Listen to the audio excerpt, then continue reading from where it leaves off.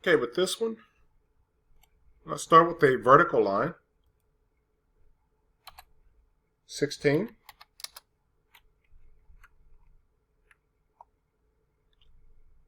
Let's copy this line.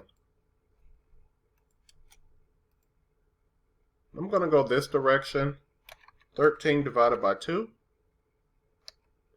and then 55 divided by 2.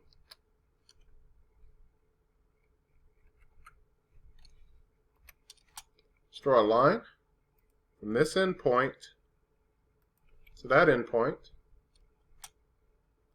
and another line from this end point to this end point. I'll join these together.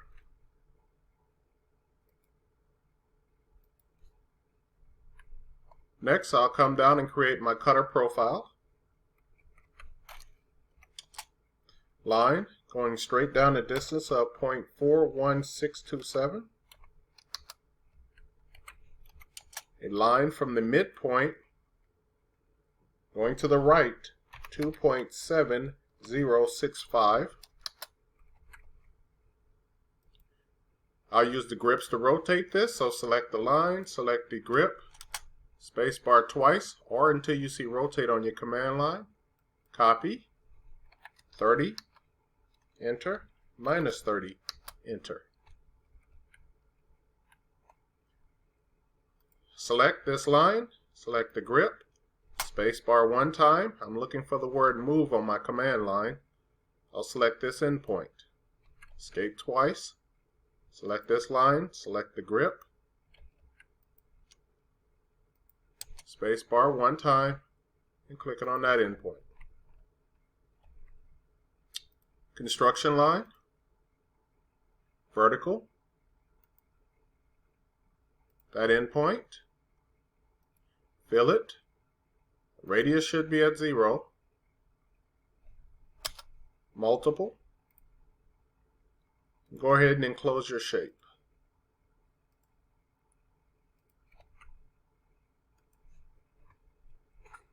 I'll delete this line,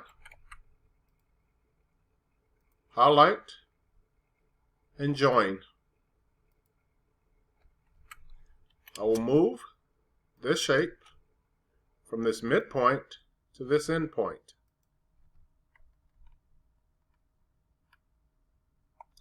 Let's go ahead and put a chamfer on the end of that.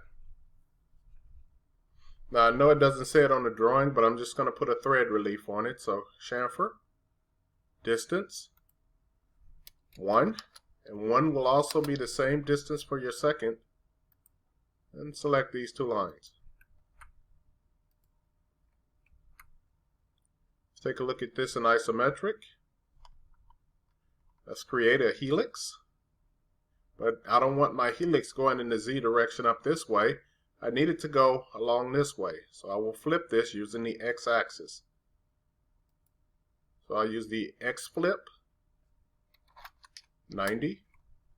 And now you can see that the Z direction is parallel to my sketch.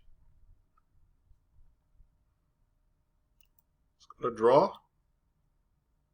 The center of my helix will be at this endpoint. Now we'll bring it over to this midpoint. It's going to be the same, so I'll just hit the enter button. Now I'll adjust the turn height, which is 5, and give it a direction I want it to go. You can see the height of this is 16, so I'll make it 20. And I'm going to move the helix and my cutter profile down a distance of 2.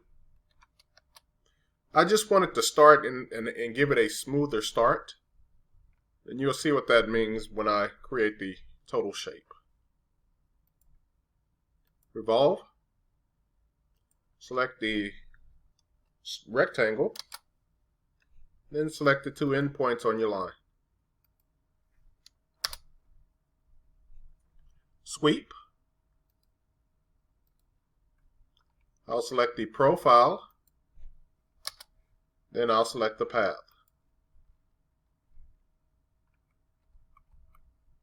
subtract. Select the object you want to keep first, and then the object you want to subtract from it. I will keep that line there in the middle. I'll still use it.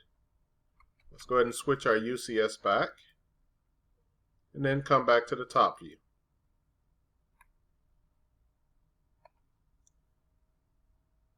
I'll create a circle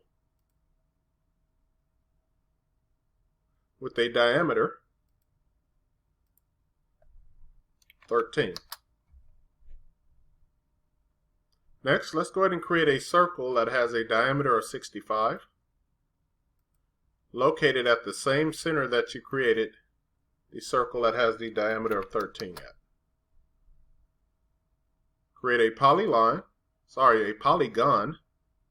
that has 6 sides.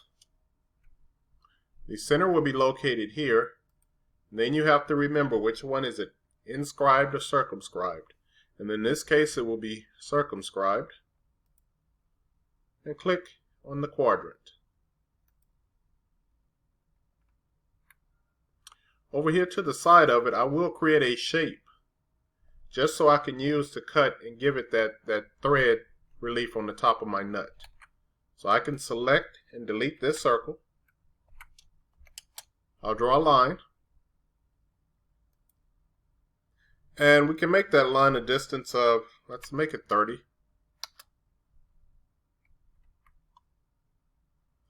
I want you to select this line and use grips. I'll select this endpoint, spacebar twice till I see the word rotate. I'll select copy, and I want it to go downward, and that's a clockwise rotation, so it'll be negative 30 degrees. I'll create a line from this endpoint going down. Then I will use fillet. Once again, always checking to make sure my radius is at 0 to fillet these two lines together. I want you to go ahead and join these lines together. Let's take a look back at this in isometric. I'll also switch over to shades of gray. Better yet, let's make it wireframe, and then we'll switch to shades of gray after we do this next step. Let's go ahead and use Extrude. Select your circle and your polygon and send it either up or down a distance of 16. Subtract. Select the polygon, then select the cylinder.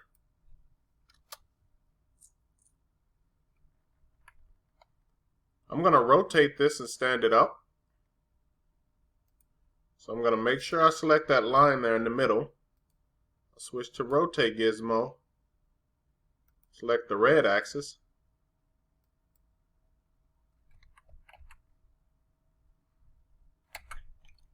I'll rotate this one as well.